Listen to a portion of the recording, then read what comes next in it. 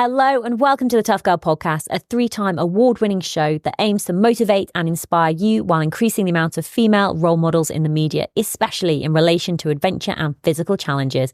I'm your host, Sarah Williams. If you're passionate about adventure, challenge and learning from women who have overcome obstacles and achieved remarkable things, then this is the podcast for you. Every Tuesday at 7 a.m, new episodes go live featuring incredible women who share their stories, insights and tips to help you achieve your dreams and goals. You can support the Tough Girl mission by signing up as a patron. Visit Patreon, patreon.com/Tough Girl Podcast. Keep listening until the very end as I share more information about what's going on with me with Tough Girl Challenges, give shout outs and recommend other Tough Girl Podcast episodes. More information can be found at toughgirlchallenges.com.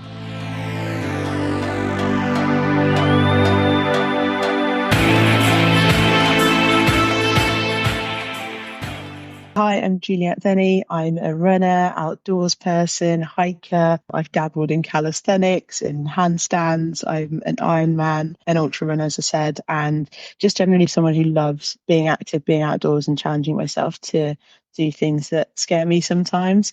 I'm an ex-Premier League footballer, and my journey into running was when I kind of came out of football and needed something else that kind of challenged me in a similar way. So I think I've got quite a unique perspective because I've been someone who's been really good at their sport. And then I've also been someone who's a complete beginner at the new sport they've chosen.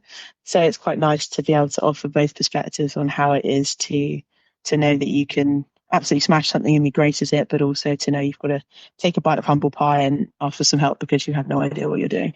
So what first got you interested in football? Were you taught football at school? Like it wasn't offered for me. Football for girls wasn't a thing. It certainly wasn't offered from a perspective of people wanting me to do it. I think so when I was, do you know what? I actually don't remember a time when I couldn't play football.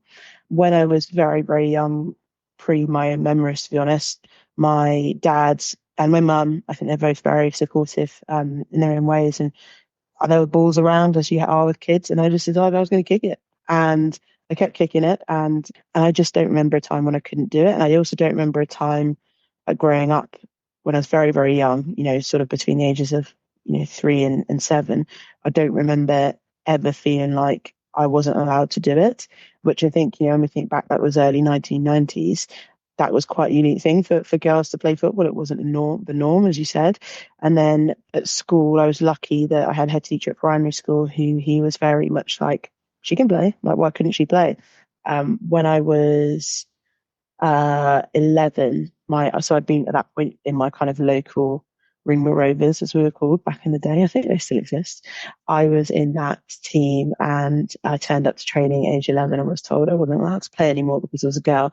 It wasn't the team didn't want me to play. It wasn't that my teammates didn't want me to play. They were gutted as well. But it was just the rules, like girls couldn't play with boys. And that could have been a real turning point. I could well have given up at that point, but my mum and dad were determined that it wasn't something that I was going to be allowed to give up if it was something I wanted to do. And they weren't going to let kind of a rule get in the way of me doing something I loved. So they found me a local girls team, and what was interesting is there were kind of 6 or 7 other girls in there who'd also been kicked out of their boys team, and we were all pretty good. And we ended up winning the leagues like 5 years straight, and then all of us then went on to play at higher levels in academies and centre of excellences, and then into women's senior level as well.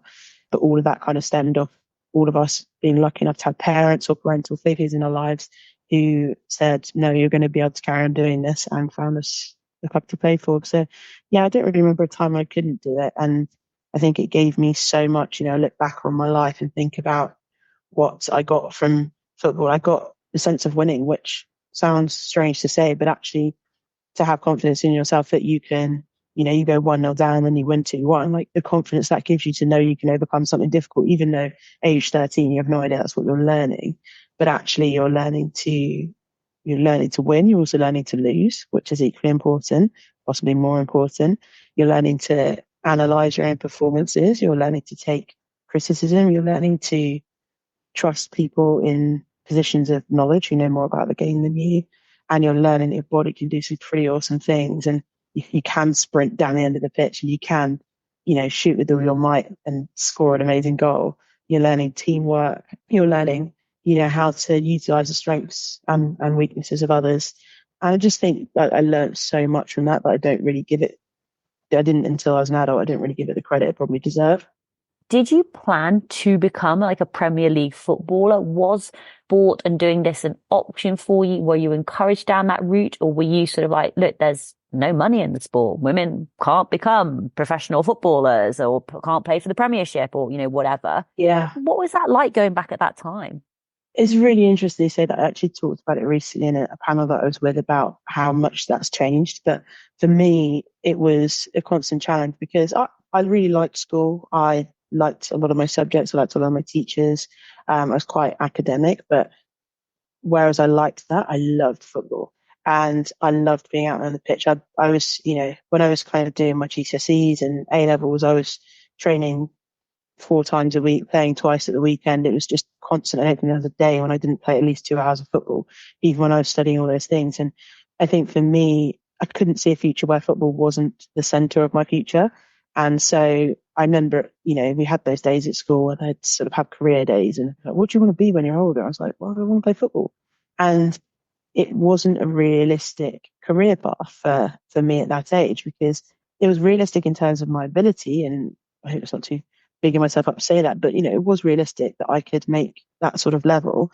But like you said, there was no money in it. I would have to be working full time. So even though I could aspire to be at that level, I had to almost in conjunction aspire to have a career. But the problem was I had no idea what that was going to be because in my head that football was the career, even though there wasn't money in it. So it was a kind of constant balancing act, and there are a few opportunities that I not turned down, but that I made the sensible choice of going to university and getting a degree and all that sort of thing. Which I say sensible, it was also like I loved it, and I still have some amazing friends from that, and I don't in any way regret that. But there were other options to potentially go to America or go to a more sporting uni than I went to, but the kind of sensible part of my brain and my kind of I'd say career advisors, because I wouldn't say my parents in this case, because my parents have always been a do what makes you happy supporters in turn. They wouldn't have don't think they would have cared where I went to uni if it was giving me what I needed, or even if I went to uni, to be honest.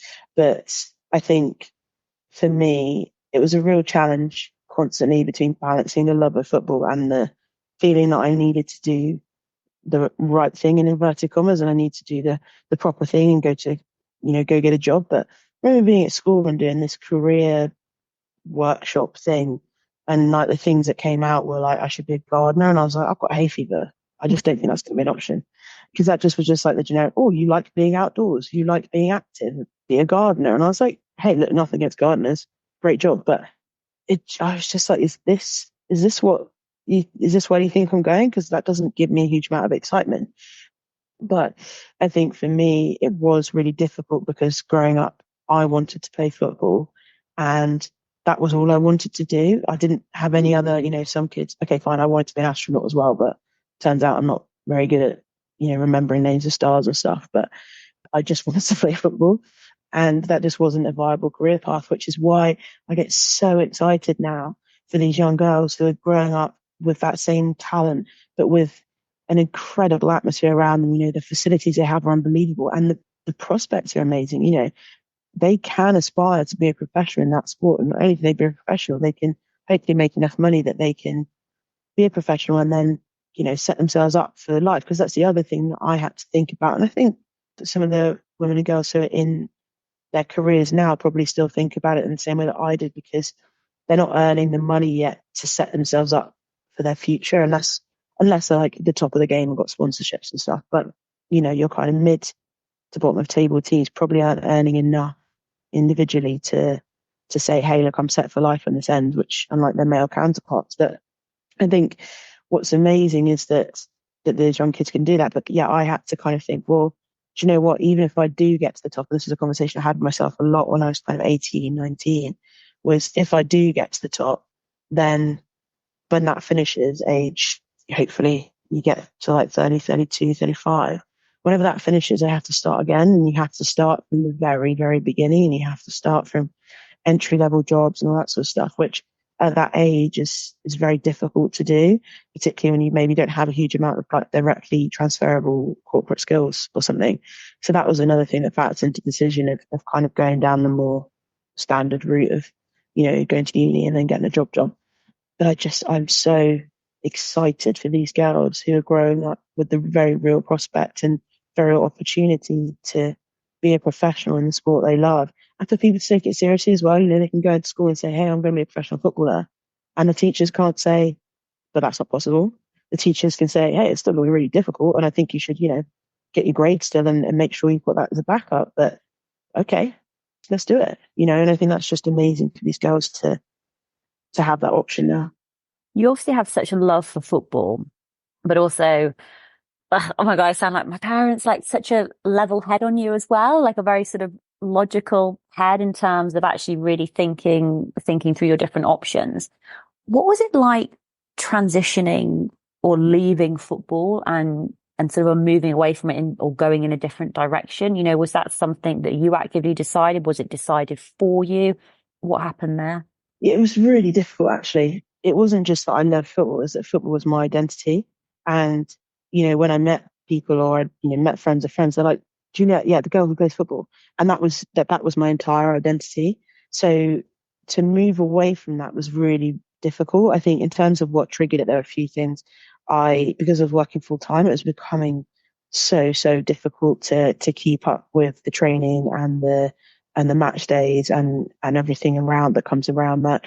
It was working 9 till 6 every day and then going off to train in what was relatively the middle of nowhere, because unfortunately a lot of the women's teams don't have the best accessible facilities. So, training and then getting home at like 11 o'clock, 12 o'clock at night, and then having to get up and go and do it all again. And I started to feel like I was missing out on parts of life that suddenly I wanted to do. So seeing my friends that didn't play football, with my work colleagues, we used to do a lot of stuff together. We used to, go to the park and go to events and things. So I was missing a lot of that. And I think my priorities sort of shifted because I realized that I had another, it was another time to make a decision. Do I try and go pro now and leave work behind and try and do that? But again, the money just wasn't there to make it a real viable option. And as well as that, I started to get those niggles that come in, and she's been playing kind of sport up to a high level for such a long time. And I knew that realistically I only had a few years left of playing at that level before, knees would start to protest too much, and my body would just be a little bit too broken. But so it was a kind of combination of things. It was realizing that my priorities had shifted. Physically, it was keep it getting harder and harder to justify putting myself through that much effort, which has never come on to later. So I'm probably actually training more now than I was back then, but it's just different. I also think I just fell out of love with it a little bit, to be honest. And what was really interesting is when I don't remember exactly when I decided that the last season I played was going to be the last season, but I remember calling up my dad, who, like I said, my mum and dad both very much supported me, but my dad was the one who drove me to a lot of games and training growing up. I mean, the hours he put in, I look back and I think that's a say that he managed to do that around a full-time job. But I remember calling him up and saying, can you try and come to my next game? Because at that point I was, 25, 26. And, they came to the games that were near them, but, weren't traveling up and down the country anymore. But we were playing Portsmouth that weekend at the Portsmouth Men's Stadium, which was really cool. And I said, can you come to the game? Because I think it's going to be the last game you can see that I'm going to play in. And I thought it was quite like a big announcement sort of thing. And my dad was just like, no, I was wondering when you were going to say that, because he could see that I was falling out of love with it. And he could see that it wasn't the same for me. It didn't mean the same thing to me anymore. So they came, which is great, and saw that fun game in that stadium. And then I played one more game and then that was it. It kind of coincided with the priority shifting. Was a really interesting one because that was around the same time where I found out that one of my good friends from school was pretty ill. She'd got diagnosed with brain tumor kind of, then I think it was like this October or November of the season that I finished. It was my last season of football.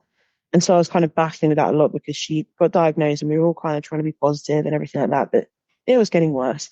And I think it was kind of early in the next year. So kind of as I was coming to the end of football, that, we kind of all found out that it wasn't going away. This was kind of a one-way street, as it were. And so as you can imagine, sort of priority shifted, and I was just like, what's the point of doing something I don't love anymore? Like, what does that mean? Why would I spend the time doing that? I didn't want to get to the point where I disliked football.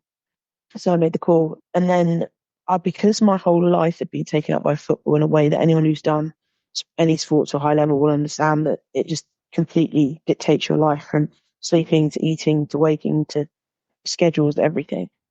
So I knew that I needed something after that, because otherwise I'd be a bit lost. And I also knew that I wanted to do something that would help raise money for the brain tumor charity, which directly and indirectly supported my friend Laura and her family during the last few months, the final few months. And so I thought, okay, well, let's do something big. And at that point, retrospective, looking back on it, like, could have just done a marathon. And I say just with a huge pinch of salt, because a marathon is an incredible achievement for anyone to do. But I wanted to do something bigger because that's who I am. And so I was on holiday with my parents, and I went in the gym on the treadmill, just in this hotel gym.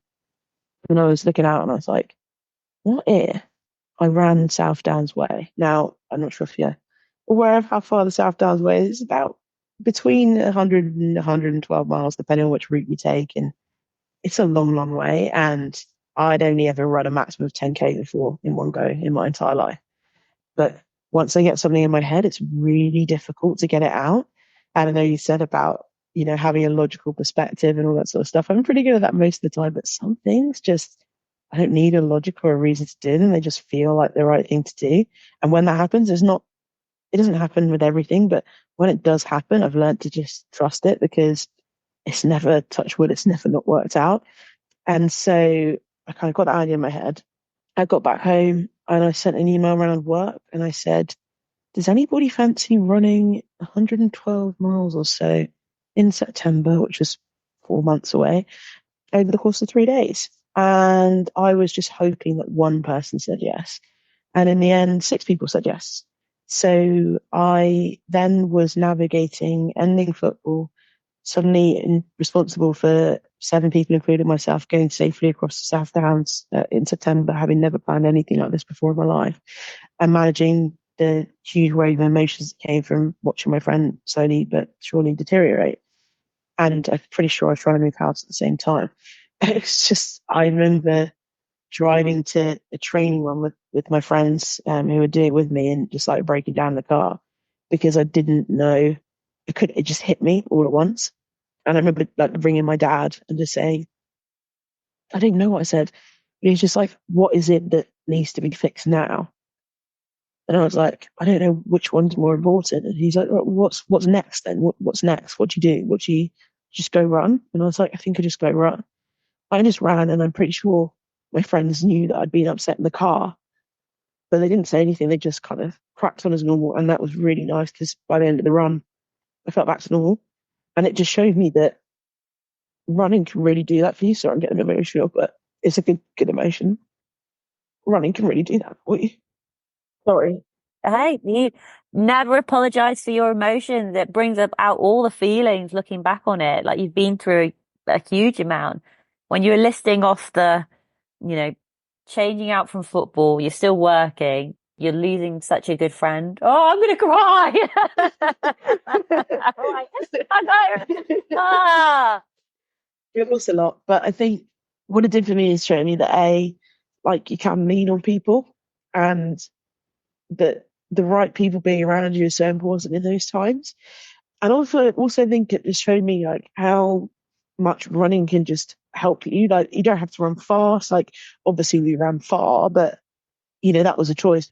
It was within a couple of minutes I already felt better. I'm not ever going to come on here and say that running is therapy, because I think that undermines the impact of therapy and like how positive it can be for people.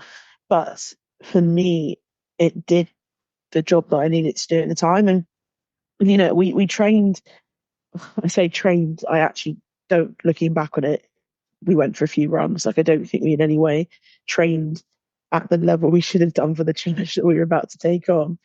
But we put our all into it at the time, and then about, what was it? Probably about 3-4 weeks before it was August. So yeah, about 4 weeks before we were actually due to do the run, my friend Laura sadly passed away, and I don't really know how to describe it, because it's not poetic or anything like that. I don't think it's just fate or anything, but she obviously knew what was happening, and she knew that she only had a certain amount of time left. And so she made a lot of the preparations for, after her passing, she did a lot of the preparations herself. And one of them was that she was buried in I don't really know what it's called. It's like the special type of forest where you're buried and then a tree's planted and then your body feeds the tree and it's this whole like cycle of life thing. And that forest is on the South Downs Way. So when we actually then a month later went to do this run, I'd arranged for our like checkpoint in inverted commas, which actually my friend's dad came down with some snacks and some water. And that was our checkpoint, is that forest. And it was just, I think it's really nice because it's kind of a full circle moment. It was nice to be able to connect with the reason why we were doing this mad thing. And it was nice for my friends who'd actually never met her to kind of, who were also helping me we raised like 12 grand for charity, which is amazing. And they were helping me do that. And they had also committed to putting their bodies through hell for me. I think it was a really nice moment for them to share, for us all to share. And we cracked on this run, and I mean, we were so underprepared. We didn't have a waterproof between us. We didn't have a waterproof. It was mid-September. Because we'd trained in summer, we just didn't think, hey, it could rain. We had our packs on, which had, I think our snacks were like brioche, chocolate chip brioche with peanut butter in them, which is an elite tier snack, but is not going to get you 112 miles unless you eat a lot of them. We had so many things that went wrong. We got charged by a cow twice. We nearly got lost a few times. We didn't have GPS trackers back then, so we were kind of just like figuring it out. I mean, this is 2017. I think I had a Fitbit, but that just shows steps, so that wasn't particularly helpful. We didn't have like loads of changes of shoes or clothes or anything. We just had kind of what we'd planned to use. I mean, I'm pretty sure my leggings were like knockoffs from Amazon or whatever it was Amazon. We just had what we could put together. We utilised the services of our parents to help us out, whether it's to meet us along the way to top up on water and give us snacks, or to stay at their houses in between. And it was awful, the weather. Like we could not have picked a worse weekend in terms of driving horizontal rain up on top of the downs. It's absolutely miserable. But after 3 days, we did do it, and we finished in Eastbourne. I think that just showed me so many things. Like an idea, even if it sounds crazy, can be an unbelievably good idea. You have to accept help. The amount of people I asked for help around that, how do I do this? Like, how do I find a route? What do I need to eat? Like all this sort of stuff. I read loads of books, and I asked for, for help with friends and family as well. It showed me that we can do hard things. I mean, it is better to prepare better than I did, but you can still do it. I think it just showed me how much I can enjoy running. And before, running had always been a chore that you did in training, that you kind of just wanted to get a ball at your feet. Whereas actually, being out on the trails, it's so open, it's so free, it's so kind of cathartic in a way. It got you hooked on the running, but you've also added in now, like you do hiking, trail running, cycling, the Ironman, you've done ultramarathons, through deserts. Did this sort of become, because you're still working a full-time job. Was this like your holidays and stuff where you would do like one big challenge a year? Is that how you structured it, or what did it look like? I needed those big challenges to have something big I was working towards. And I think for my own sense of self-belief and self-confidence, I need to have not regular reminders I can do hard things, but I do need to know that I've got something that's challenging me coming up. So it wasn't intentionally structured like this, but it kind of worked out that I'd do something big every other year. And then the year in between, I'd be resting, recovering. I'd just be doing fun stuff and saying yes to a lot. So sort of 2 years after the South Downs Way, I did an Ironman. And because ultimately I had a year off, not off in inverted commas, I was still doing a lot, but a year off of working towards anything in particular. And then I had a 9 month of training followed by the Ironman. So it wasn't like that whole year was nothing, because actually I was almost starting to think about the next thing already, but I needed that downtime to reset and be like, right, what does the next challenge look like? Is it bigger? Is it longer? Is it harder? Is it different? Because it doesn't always have to be longer. That's one thing I'm so clear about in my head now. Like, to be challenging, it doesn't have to be extreme. Like, it doesn't have to be huge distances. Or I know the irony of me saying that, but it's something that I've learned through doing, is that it doesn't have to be super long. It doesn't have to be, the most intense thing you'll ever do in your life. it actually has to be something that's different and going to put you outside your comfort zone. So, the Ironman was a huge challenge for me, and because I'd never ridden a road bike before, when I signed up for it, I just thought, you know what, I'd really want to do this. And then I turned up at not Halford, Evans, turned up at Evans, I think it was. I was like, I need to buy a bike. And they're like, cool, what do you need it for? I was like, an Ironman. I'm like, sweet, okay. What? How much do you want to And spend? yeah, exactly. And I had no idea. I didn't know how much bikes cost. And luckily, my work at the time had a cycle to work scheme, so I kind of could use that. So I didn't have the money for, to pay for a full bike at the time. And then, there were obviously so many costs that come into it. You've got your kit. Like, I genuinely think Ironman is one of the most expensive and inaccessible challenges out there from a cost perspective, because the entry is extortionate. I don't remember how much it was at the time. So obviously that was, 2019, but I know now it's, £500-600 potentially, for depending on which one you pick. And then you've got to, if it's your first one, which for me, it's my first triathlon. Again, not saying this is the right way to go, but I had to buy a bike. I had to buy all the kit that comes with the bike. I had to buy a wetsuit. I had to buy tri-bars for my bike. I had to, again, get all your running kit, which by that point had already worn out from the last time I'd used it. So there was a lot of stuff that I had to buy, and I didn't know how much I spent on it. I never totaled it up, but I know it's easily over £1,000 in terms of everything. And then you add in the bike as well, that's another £1,000. It was really, really expensive, and I think that really put an extra level of pressure on it that I hadn't had on anything before. And the training for that was, I think, the toughest training cycle I've ever been through, because there's quite a few people now on Instagram doing Ironmans. I love it. It's amazing, and it's hopefully so inspiring to other people. But when I was doing it, there was literally no one else that I knew doing it, and no one even knew what it was. It was something that middle-aged men did more than anything. It was certainly not something that a 28-year-old mixed race girl from Brighton does. Like, it just wasn't a thing that I knew of, and I got all my learnings really from books and from speaking to the one person I knew who'd done one before. I met a group called 10 Iron Women, those are the kind of original 10 that did it, because their first year they did it, and they're trying to get an equal playing field on the Ironman course in terms of start numbers of men and women. That's their kind of goal, and they're brilliant. And I went on a couple of bike rides with them and stuff, but it was a real, like, every day was outside my comfort zone, because I hadn't swum since I was about 14. I didn't know how to ride a road bike, and I only knew how to run, shuffle uphill across the South Down. And so I had to really push myself. And I think one of the biggest things I did before that was kind of not sit my friends down directly, but I did have a chat with a lot of my friends and family and said, this is going to be really, really hard for me. And I'm not going to be the same person as I'm doing it. I'm going to be tired. I'm going to be hungry all the time. And I'm glad I did that, because I was kind of like a bit of a shell of a person, because when you're Ironman training, you're training probably twice a day, most days, for an hour at a time at least. And on the weekends, you're out for like 6 hours, 7 hours each day, either on a bike or running or both. It completely took over my life in a way that nothing has had since football. It wasn't sustainable, but it was sustainable in the fact that I knew it had an end date.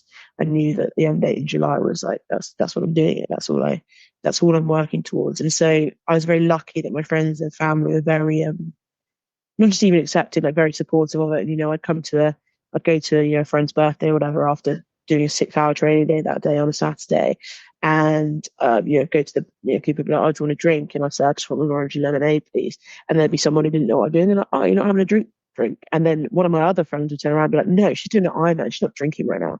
Obviously, I know the culture of drinking has shifted anyway since then, and I think that's a good thing for those who don't want to drink. That there's less pressure on it anyway. But for me, that was a really nice kind of, hey, my friends have got my back here. And that, there are many instances of similar things happening over those few months. And so then when I got to Spain in July with my parents and three of my best friends by my side, I kind of was like, I think I've done everything I can to make this work. And that's all you can do, I think, before a challenge. Like, it's really easy to compare yourself to other people. It's really easy to say, oh, so-and-so's running faster, or so-and-so's done 2 cycles this week and I've only done 1. But in reality, like, as long as you're doing as much as you think you can do to get to that goal, then you're doing enough. For me, I knew I'd put everything in there. And then it's kind of just a case of, you can kind of let go a little bit. You can kind of be like, what happens now. Like, I never want to get to a start line of something and feel underprepared, in the sense that I chose not to do stuff. It's different if you can't do stuff. I know people have families and jobs and lives and things that get in the way. We're really normal people. We're not professionals here. And even they have issues to do that. But I think it's really important that for me personally, that when I take on a challenge, I take it on knowing that I can commit what I want to commit to in terms of preparation and training and things like that. Because otherwise I get to the start line and I'm not excited. I'm scared. And I'm always still going to be a little bit scared because some of the stuff I pick is pretty challenging. And there's a healthy amount of fear that comes to some of these, but you ultimately want to know you're giving yourself the best possible chance of succeeding that you could give. How was your Ironman? How did it go? It was a roller coaster. I cried countless times that day. I was so overwhelmed beforehand that it was actually happening. And it's one of those challenges where you tell everyone you're doing it and then you kind of regret that you told everyone you're doing it because now everyone knows you're doing it and it kind of puts your own pressure on it. I was just totally overwhelmed by the environment. It's a real intense place to be at the start line of an Ironman. And I think it's more intense being a woman. And I think it's more intense being a woman of colour because you look around and you go, there is no one that looks like me here. Like, do I belong here? Well, that's really sad because you spent so long working towards this goal, so long, so much effort, so much time, so much commitment, that you finally think, hey, I'm ready. And then you get there and you think, but do I belong here? Like, I don't feel like, and then it just throws you completely. So I kind of cried beforehand because I didn't know if I was in the right place, not physically in the right place, but just, I didn't know if that was somewhere I should be or that I had the right to be. And then I was crying in the start pen. So I put my goggles on so that no one would see me cry. And then a guy from in front of me turned around, looked me up and down, turned back, and he turned around again, tapped me and said, hey, your goggles are upside down. So that was really that was a real moment. That was a classic. Okay, I'm just going to laugh at this because it's laugh or cry, and I'm already crying, so let's laugh. Yeah, then and they play some really emotional music as well that gets you going. But then as soon as I started, I was just like, everything just disappears. I was just like, all I have to do now, which sounds mad to say all I have to do now, but there's nothing else now. It's just me doing this, and that was actually quite. There's like a weight was off my shoulders, even though I was literally just starting what was going to be a nearly 14-hour day. It was like I relaxed a bit. And got in the water, did the swim, which is 3.8K, and did that in a time faster than I thought I was going to do, probably because of the adrenaline and, there's probably a little bit of current on the way back and stuff. And then I hopped on the bike and it was like my body went, okay, hot one, done, forget about it. I didn't feel like I'd swum that far. I felt like I just started a bike ride, which was really nice. And then it's just an eating game on the bike. You just got to eat as much as you can. And all the other people had their gels and their whatever. And I had a couple of them, but I also had some ham sandwiches in my back pocket. So I think I was the winner there. But then I got 2 punches on the bike, which was really, really challenging because that was the one I was most worried about was the bike. And it's because it's the only one where you succeeding is not completely in your own hands because, on the run, if you stop, that's on you. I mean, obviously, sometimes it can be injury or whatever, but 99% of the time it's on you. Likewise, in the swim, if you stop, it's a choice that you make rather than something out of your control, usually. Whereas on the bike, mechanicals are quite common, and if they happen, they can just end your race. Yeah, I got 2 punches. The first one I fixed myself. The second one I was a complete mess for, and thank my lucky stars that 2 Spanish locals were there at the side of the road where I decided to pull over, and she hugged me and said, "Don't cry, don't cry." And he took my bike from me. At which point I was like, "Do you know what? You can just have it. I don't care. I don't need it anymore." He took my bike from me, and then he fixed the puncture, pumped it up within about 2 minutes. The whole thing. Held it, told me to get on while I clipped him, and then gave me a little push start and was like, go, go, go, go, go. I got in with 15 minutes to spare, so I genuinely think without them I wouldn't have done it. And it was just the fact that strangers would do that for a stranger. And yeah, then I hit the run, and at that point, the run, I then relaxed again because I was like, the only reason I'm not finishing this is because I choose to, and I'm never going to choose to give up. I started shuffling along. I actually ended up overtaking quite a few people because a lot of people walk in Ironman runs, and I knew I was just going to shuffle because I just drew back on the South Downs Way experience and just thought, well, we shuffled then. I think I felt worse then than I do now, so I can keep shuffling. And my friends, bless them, because I was so far back at the pack at that point because of the mechanicals and everything, there weren't that many people around by the time I hit the third lap and fourth lap. my friends disappeared, and I was like, oh, they've gone, like, they must have gone to get food or whatever. No, they'd gone back to the flat to go and get into their running gear, and then they ran along the spectators thing with me, in little relays for the rest of it, which is amazing. Yeah, crossing that finish line was up there with some of the most incredible moments in my life. But I think it was a bit of relief as well as anything that I didn't have to do it again. Like, some people are like, you're going to do another one. I was like, I can't see a time where I've got big enough reasons to why I'm doing this. Like, the challenge was always to complete it. I was never to compete in it. And the toll it took on my life before and during, like, I don't think I could do that again, at least not for a very long time. There was so much like I've done it that the goal was always to do it. The goal was not, I had no time thing in mind apart from get there before the end of the cutoff. I had no other goal in mind apart from just do it. What have you got planned for this year? Or have you done anything big this year? So this year I've got a 35, 37. I really should know this. This is the problem. Sometimes I just say yes. And then I think, what have I signed up for? Basically, it's called Eiger Ultra Trail, but it's not the distance I do is not an ultra. It's like a 35, 37K route, but there's like 2,500 meters elevation in it, around the mountains in Switzerland, and it should be beautiful. So I'm doing that. And then I'm also focusing on High Rocks, which is a kind of fitness style event, which combines running with strength exercises. And for me, that's been really exciting discovering that because I think I love the events and that anyone can turn up and do them, and you can finish in an hour or you can finish in 3 hours and you're still celebrated, which I think is a huge thing for any sport kind of in its infancy, and I think something that I hope they can continue to keep as they exponentially grow, as it seems. But for me, what I love about it is that I can compete in it. And I haven't felt that feeling of competing in something since I gave up football. And so for me, running will never be the thing that I try and ever get to a point of competing. And not only because I'm honest enough to say I'm not good enough, but that was never the reason why I did it. I did it because I loved it. And I did it because of all the benefits it gives me from a physical health, but also mental health perspective, from a clearing my thoughts, from a being able to process things that are going on, from being able to get out into nature and all those sorts of things. That's what running is for me. And then High Rocks is actually going to be something that I think, let's go after it. Let's see how well I could do, which is a subtle difference in shift in mindsets. But I think really nice for me to have both of those things to be working towards. But I think one of the things I'm most excited about this year is that for the first time, I'm properly being able to commit to trying to work on some projects that really excite me around inspiring women to take up sport, connecting women and girls with opportunities to get into sport, really helping people find what gets them active. Because I was reading this article by Women in Sport, which is around, I think it's something like 7 out of 10 women and girls won't try any sport for fear of failure. And for me, that's so sad because there's so many people who don't love sport. And I personally think it's because they haven't found a sport they love, or they had such a horrible experience with it when they were younger at school or, outside of school or anything, that it's just really put them off.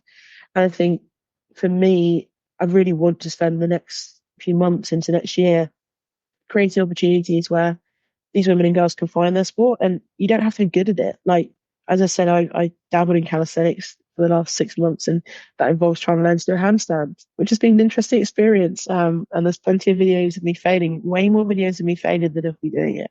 There's only one video of me actually doing it. But I think what's amazing is that being a complete beginner at something can be really fun. And you've just got to kind of be able to laugh at yourself and not take yourself so seriously and think, hey, I'm not doing this to go to the Olympics.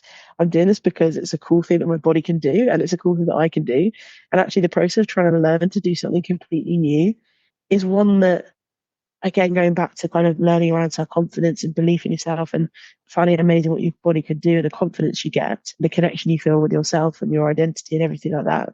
I think it's also intrinsically linked, and actually trying something new can give you so much of that. It can be painful as well when you land wrong or you do it wrong, but you learn from those experiences. And so for me, I'm really excited that hopefully, some projects that I'm starting to work on and things that I can see coming up in the future and opportunities like this as well can really help me to do that and to help me to hopefully inspire women to take that step, and both metaphorically and physically into getting active in whatever way works for them. You do share online on social media. Do you want to share where you're most active and where people can find out more about you and your adventures and running and gym life? Yeah. So on Instagram and on TikTok, Juliette underscore Denny with two Y's at the end. And I share everything on there. Sometimes it's, top level running stuff. And no, I don't mean like top level as in good, as in just like kind of just not deep running stuff, basically, just sharing new routes, sharing races that I go on, sharing things that people can do. Sometimes it's sharing around new stuff that I've done, that I've tried, and sharing about the process of the journey of learning to do something. And sometimes it's deep, sometimes it's me kind of, I have a lot of notes on my phone that I write down, kind of like a journal, but not specifically, structured like that. But there's thoughts come into my head around losing a friend and around like the process of learning to do something new and all these things. And I try and put them in a way that hopefully other people can relate to and other people can find some inspiration from as well. And it's amazing when I've had some times where people have messaged me and said, "Hey, I saw this thing and I've actually tried to do this and it's really enjoyable. And, thank you." And I'm just like, "Well, thank you. Like, this is awesome." Like, oh, it's so fulfilling. I guess it's like Phoebe says in Friends, like there's never a selfless good deed. But I think for me, like I get so much out of helping people achieve something they thought they weren't able to do, and giving them hopefully just being a person in their corner when times get tough. And my friend Imo just did broke a world record for running the three peaks and then running between them, and like being part of her crew was just like I think I get more out of it than doing stuff myself, to be honest, because you know that you're having a very small contribution to a bigger picture thing, which is hopefully inspiring people way beyond yourself and your own circles. And that's incredible as well. And I sometimes share travel stuff on there. So I recently did a trip to Patagonia for 2 months, which there are some highs and lows in that one too. But most of all, I try and keep it as honest and as realistic as I can. I'm not a professional athlete. I'm just someone who loves being active and loves being outdoors and loves being around people and places that give me that sort of enjoyment and freedom that being out in nature can give you. There's stuff around black trail runners on there, which I'm super passionate about in terms of improving accessibility to the outdoors, removing those invisible barriers that stop people either of certain backgrounds or genders or anything from feeling like they belong in the countryside. I'm incredibly passionate about changing that narrative. And so black trail runners are a huge part of that as well. And why I've got a lot of the opportunities I've got as well. So huge shout out to them. And yeah, I think that's the sort of main things that I tend to share. But it's a bit of a mismatch of life. Hopefully it keeps people inspired and hopefully it helps people think of their own challenges and adventures they want to go on too. And Julia, I'd love for you to have the final words, advice, wisdom for other women out there. And you can take this in any direction that you would like to encourage them to try new things, to get outdoors, to get adventuring. What would you like to share? But please don't say just do it. Any other advice apart from that? Yeah, you're right. Just do it. It's not as easy as just do it sometimes. The thing I always say to myself, and I'll say quite regularly to other people, is just start. If there's something you think you want to do, or there's something you want to try, even if you're worried about failing, or you're worried about looking funny doing it, or you're worried that you won't be able to do it, you never know unless you just start. It's not as strong as just doing it, because sometimes you might not be able to do it, but you'll never regret trying. You'll never regret starting something, even if it takes you in a completely different direction that you weren't planning on. Roll with it. But if you don't want to go out for the run that you've got planned, or you want to go and try that local dance class, or you've seen a group in the park that you are doing some sort of exercise you want to get involved with, believe in yourself enough to start. Give yourself a chance to succeed by starting. That would be my thing. It's quite similar to just do it by. No, I think it is different enough because it's almost like taking that first step. Yeah. Like you're not saying you have to go out and run an Ironman straight away, No, but actually you can definitely Google it. You can listen to podcasts of other women who've done something. You can buy books or read, magazines and just think, okay, well, that's taking a step. It's, it's a journey. It's a process. And sometimes it can take a little bit of time to build up that confidence to actually really fully commit to just do it. I think I've heard it start where you are, start with what you have, and you'll figure out the rest as you get going. Yeah, completely agree. Absolutely. Juliette, thank you so much for coming on the Tough Girl podcast. Amazing to chat to you. Just loved our conversation. And yeah, best of luck with all your future adventures and challenges. Thank you so much for having me. It's been a pleasure chatting to you.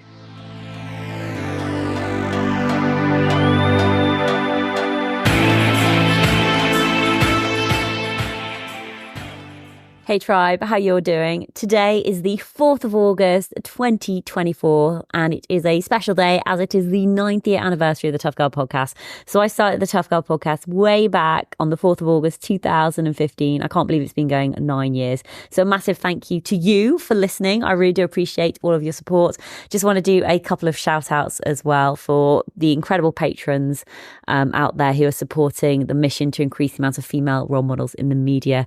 Ellen Piercy, Tara Geiger, Zoe Langley-Watham, Dave Davis, Katrina DeFerrer, Nikki Shome, Serena Broadway, Kerry, Charlene Gibson, Emily Red, Gemma Smith, Hannah Weil, Catherine Harrison, Lisa McCoy, Patty Gulp, Rachel White, Sophie Cameron Mitchell, Vicky Royal. Thank you so much for all of your incredible support. It really does make a massive difference. And if you'd like to find out more about becoming a patron, please do visit Patreon, patreon.com/Tough Girl Podcast. To celebrate today, there are 4 episodes going live, one at 7 o'clock, one at 11 o'clock, one at 1 p.m. and one at 3 p.m. So please make sure that you have hit that subscribe button so you don't miss out on all these incredible episodes dropping over today. If you want to find out more about me, Tough Girl Challenges and the adventures that I've been on and future guests and episodes, then please do visit toughgirlchallenges.com. On the Tough Girl website, you can find more information out about all of the incredible guests that have shared their story on the Tough Girl podcast. It's done by years, going back all the way to 2015. The Tough Girl Extra episodes are also on there as well. So Tough Girl Extra is when I go back and speak with our previous guests again. Plus, there's more information about 7 Women, 7 Challenges, which we recorded way back. I can't remember, like 7 years ago, something. Yeah, 7 years ago, actually. So all of the episodes are still worth listening to. It doesn't matter when they came out, because what the women are sharing about their adventures, about their challenge, they're providing advice and top tips. They're talking through their experiences, and you'll be able to cherry pick and use those lessons which you're going to apply to you and your life and your future adventures and challenges. If you've got any questions, please don't hesitate to reach out to sarah@toughgirlchallenges.com.